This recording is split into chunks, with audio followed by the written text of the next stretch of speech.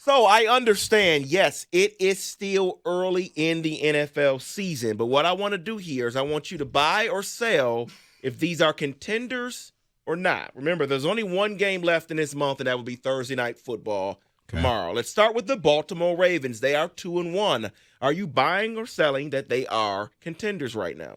Contenders for what before I answer? Super Bowl. Sell. It's a sell. They're incredibly beat up. They've lost one of their three best playmakers on offense in J.K. Dobbins. And in a big spot when Lamar had to make big throws, let's check in on that hotline. Sell. Yeah, I think they're a contender to win their division, but not to win the Super Bowl because I still don't know what happened with Indianapolis last weekend. That was just a strange game, but I think overall they're still one of the best teams. Or now that, Cincinnati's not looking like Cincinnati with Burrow, they could just end up winning that division. The Buffalo Bills, they are 2-1 after the week 1 debacle. Sure. But 2-1 now. They're a buy. You have to buy them because they're still, quarterback's in his prime. I don't think they can win a Super Bowl, but if you're asking, are they a threat to get there? Are they in that game potentially? Yes. I still worry about Josh Allen with the turnovers. He still refuses to not have one or two of those moments a game, but it's still a buy. Now, it's a sell for me. I just don't think that they're going to ever be able to put it together to win a Super Bowl. So if that's what we're talking about, no, not going to happen.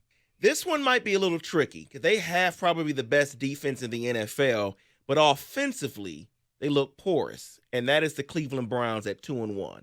Rico, you already talked about the division. Cincinnati's down at the bottom right now. Somebody has to rise. It is Cleveland. David, weird. I didn't think that Cleveland was that team. I thought it was a fluke, but you watch the defense and what Schwartz is doing. Yeah, I didn't know what Deshaun Watson was going to be this year. Big-time O-line, maybe the best defense in football. Can Deshaun Watson be good enough to guide them?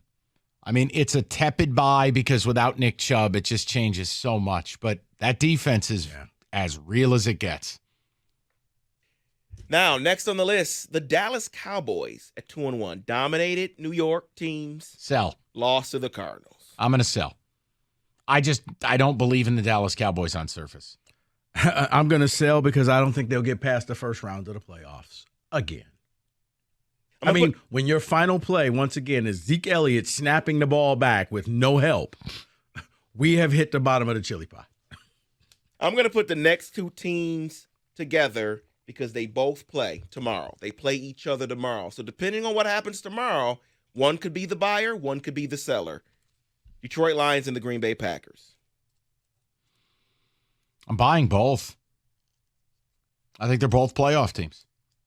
I mean, it's clear Minnesota, Chicago are out. If I put Green Bay against some like teams in the NFC, I think they're a wild card. I think the Lions have a chance to win this division. I've believed that all along. I'll buy both. To win a division, buy. But to win a Super Bowl, I'm going to sell. Oh, no, I'm going to sell both unless one of the two teams makes some type of a trade and brings in a key piece. When do we start calling Minnesota about Danielle Hunter? Their season's over. They've already been willing to do business with us on draft night. Any interest in Danielle Hunter as a pass rusher opposite Aiden? I don't think that they believe their season is over. Well, they'll find out when Carolina beats them. No. Well, I don't think that's going to happen. But the red rifle returns. No. Just let me dream. I'm just going to put this next team in the category as you're definitely buying. I mean, come on now. It's the Kansas City Chiefs. Yeah. They're not the same. They're not the same Chiefs, and they're not as unbeatable as they have been in previous years. They've shown after the first week with the Lions that minus key players, they can be had. But, yes, they are still one of the better teams. I don't know if they're just like one and everybody else is in that second tier. So they're sharing that first tier now. So those were all the 2-1 teams. We have 3 3-0 teams. The first one on the list, I guess it's dependent on if he can stay healthy. It's the Miami Dolphins. It's a buy. It's a total buy because the coaching advantage they have with McDaniels, I mean, the motion offense. He's just so far ahead of what defenses are trying to do to him, and he has the weapons to fully counter it. And you can laugh, and I know, Tua's a hit away from maybe his career being over, but the way he's playing right now, he's making the game look so easy. They're a buy to me. I mean, Tua with the no-look pass, what was it, the A-chain? Just no look, the shuttle pass. It's like, wait, what just happened here? Who got the ball? They got a smart quarterback, a smart coach, and a really complex scheme. 80% motion pre-snap, 40% play-action passes. Well, here's the thing. It's amazing what happens when you have a coach who really looks at his quarterback and tries to bring out the strengths of that quarterback instead of trying to put a square peg in a round hole.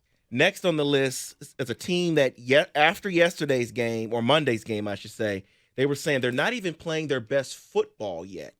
And they are 3-0. Their next 3 games, Commanders, Rams, Jets. So they're probably going to be 6-0 heading into a game against the Miami Dolphins. That team is the Philadelphia Eagles. Yeah, that's a buy.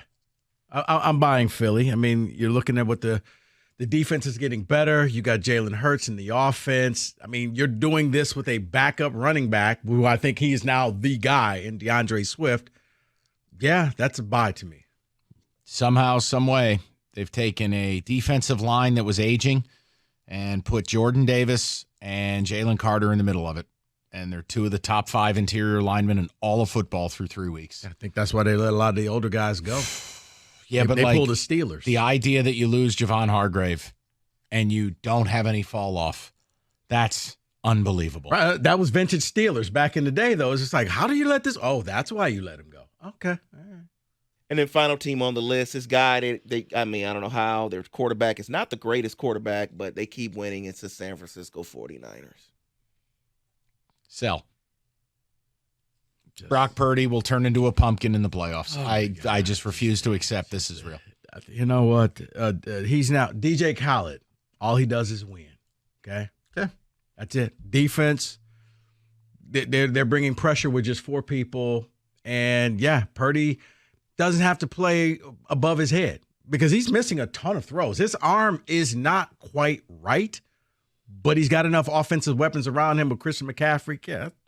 Yes, that's a buy. Trent Williams will punch someone and then get kicked out of the game. Doesn't matter. Lose. You know what? No, you don't get kicked out the game when you wear that helmet, okay? That is football today.